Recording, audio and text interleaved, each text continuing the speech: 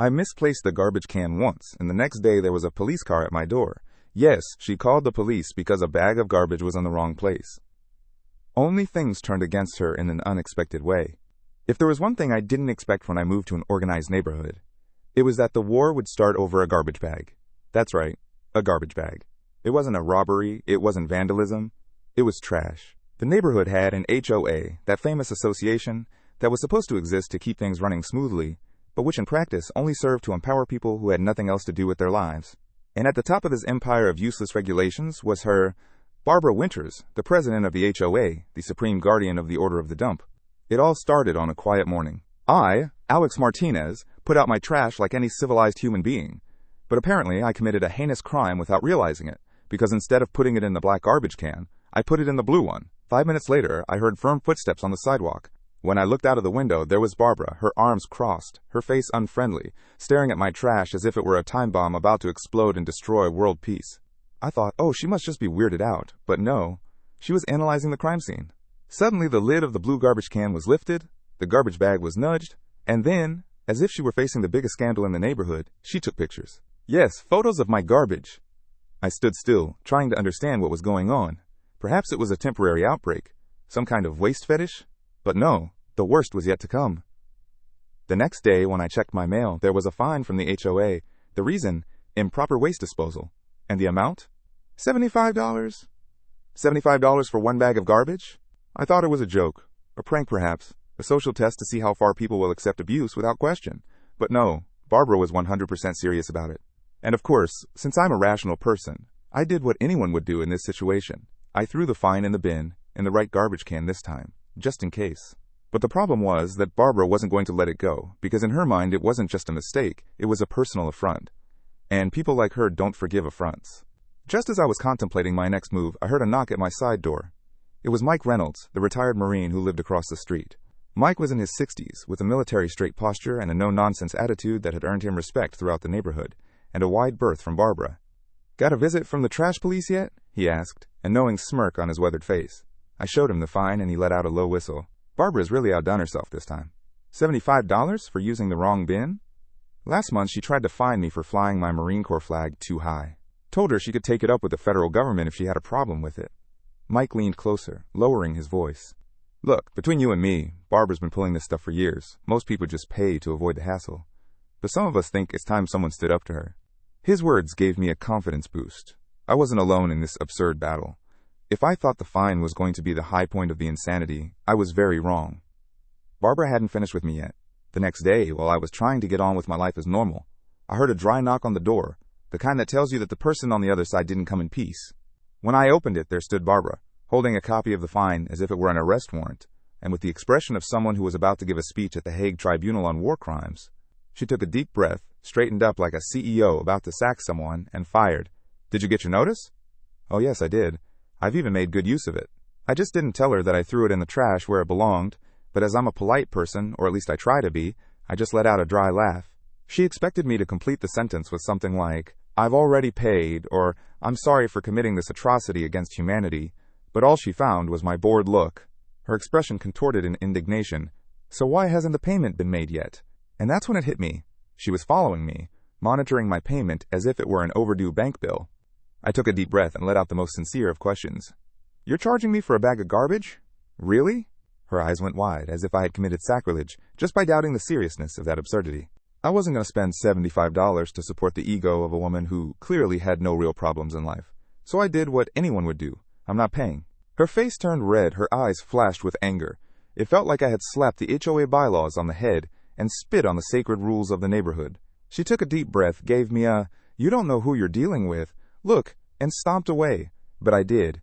I knew exactly who I was dealing with, and that's why I knew she wasn't going to let it go. Later that evening, Mike came by again, this time with a folder tucked under his arm. "Thought you might want to see this," he said, spreading several papers across my kitchen table. Barbara's HOA violation reports from the past year. The documents showed a disturbing pattern. Most fines were issued to newer residents, people who hadn't lived in the neighborhood long enough to know Barbara's tactics. And curiously, the heaviest fines went to homeowners who had refused to vote for her pet projects at previous HOA meetings. "This isn't about garbage, Alex," Mike said gravely. "This is about control. You're new here, so she's testing you, seeing if you'll fall in line." So what do I do? I asked. Mike smiled. Well, first, we document everything. And second, we wait. Barbara always overplays her hand. Always. He didn't have to wait long. If I was already sure that this woman wasn't a good match, she made a point of giving me concrete proof. 2 days after her visit, I was quietly watching TV when I heard a siren. At first, I thought it was the television, but when I looked out of the window, there was a police car parked in front of my house. The first thing I thought was, okay, something serious must have happened in the neighborhood. But when I saw Barbara standing there on the sidewalk with her arms crossed and the look of someone who has just witnessed a heinous crime, I knew it was about the garbage. She called the police about a bag of garbage. I didn't know whether to laugh or start digging a hole to hide from the shame, but as I'm curious, I opened the door to see how far this clowning would go. A policeman got out of his car with a look of boredom and regret at having chosen this profession. He was holding a notebook and talking to Barbara, who was gesturing as if she were narrating an action movie. I approached and heard the absurd phrase that came out of her mouth. He refuses to follow the neighborhood guidelines and is now in direct defiance of the HOA's authority. The officer turned to me, and from the look on his face, I knew that he too wanted to be anywhere else in the world but there. Sir, we received a report of a violation of neighborhood rules. I had to stop myself from laughing, but the best thing was the next detail. He didn't seem to know exactly why he was there.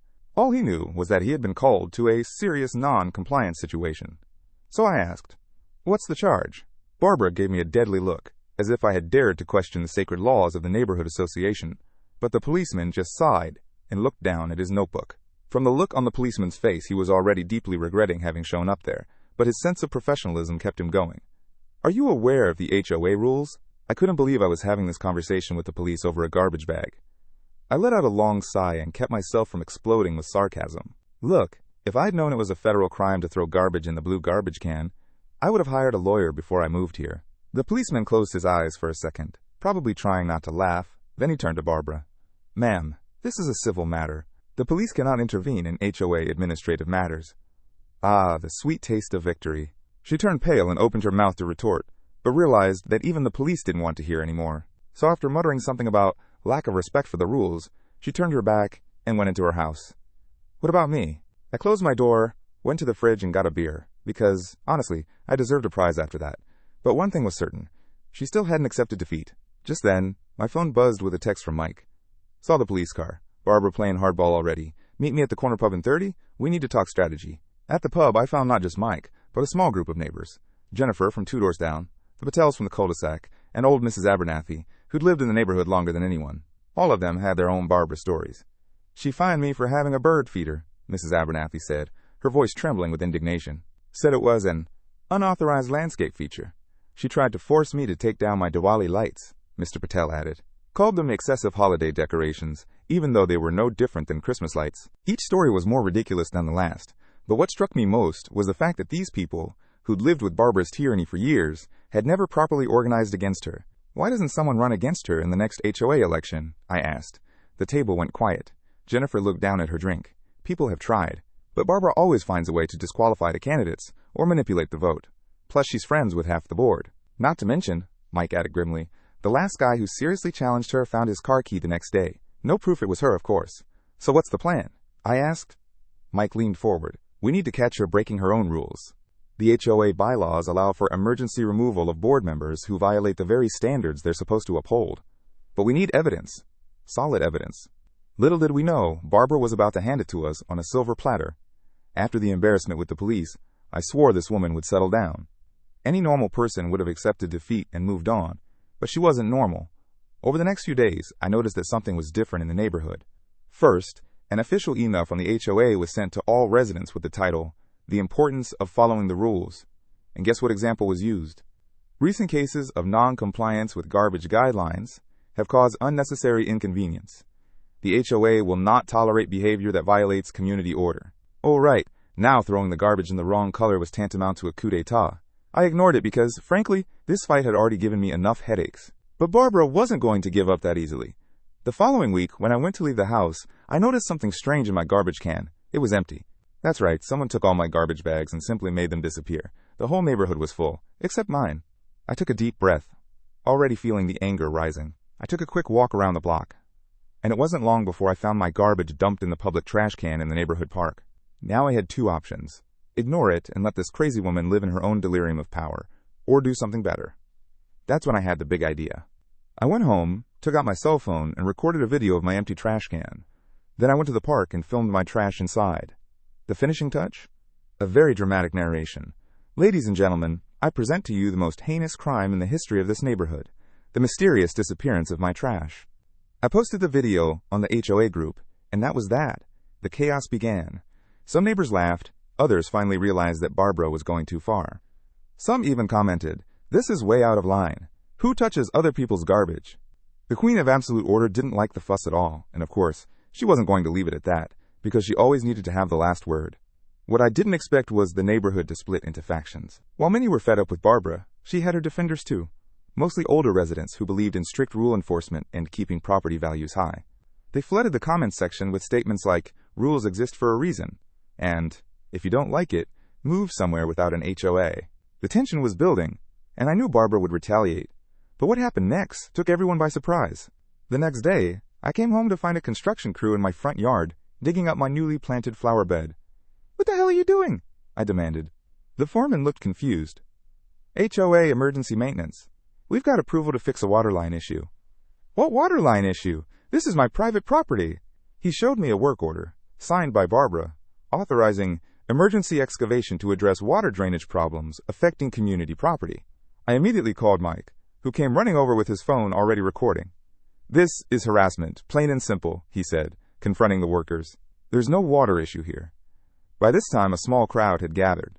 Barbara showed up shortly after, a smug smile on her face. "The HOA has every right to address infrastructure concerns," she announced loudly. Perhaps if some residents spent more time complying with community standards and less time making disruptive videos, we wouldn't need such drastic measures. The construction crew, realizing they'd been pulled into a neighborhood dispute, quickly packed up and left, leaving a torn-up mess of my yard. "You've gone too far," I told Barbara, barely containing my fury. "This is property damage." "Sue the HOA if you don't like it," she replied coolly. "I'm sure the board will be very interested in your history of non-compliance when reviewing your case." That night, an emergency meeting was called at Mike's house. The destroyed flower bed had crossed a line for many neighbors who had previously stayed neutral. "She's abusing her position," Jennifer said, "using HOA funds for a personal vendetta." "But how do we prove it?" Mrs. Abernathy asked. "Her name may be on the work order, but she'll claim it was a legitimate concern." That's when Mr. Patel spoke up. "I work in IT. If someone could get me access to the HOA email account, I might be able to find evidence of her plans." All eyes turned to Mrs. Abernathy. "I'm the board secretary," she said hesitantly. "I have the password to the shared account." And just like that, our resistance movement turned into something more serious. Were we crossing an ethical line? Possibly, but Barbara had pushed us to this point. If I thought her outburst had reached its limit, I was wrong, because the next day I received an official notification from the HOA. The reason? Defamatory posts against the association. That's right. Now, complaining that someone went through my garbage was a crime against the state of the neighborhood. But the problem for Barbara was that after my video, the HOA was divided. Some neighbors thought it was an exaggeration, but others began to question the absolute power this woman thought she had, and that's when things turned against her. 2 days later, Mr. Patel called an urgent meeting at his house. "You need to see this," he said, connecting his laptop to his TV screen. "What we saw stunned us all." Emails from Barbara to the construction company, specifically requesting them to dig up the Martinez property, with explicit instructions to make it messy. There were also emails discussing how to target other problem residents with selective enforcement of rules. But the most damning evidence came in the form of financial records. Barbara had been using HOA funds for personal expenses, a new patio, inspection trips to resorts, and even a $3,000 office decoration bill that appeared to be furniture for her home office. "She's stealing from us," Jennifer whispered in shock. "Not just stealing," Mike said grimly. "She's been running this place like her personal fiefdom." We now had a decision to make. One that would divide our viewers, just as it divided us in that room. Do we go public with potentially illegally obtained evidence? Do we confront Barbara privately first? Or do we hand everything to the authorities?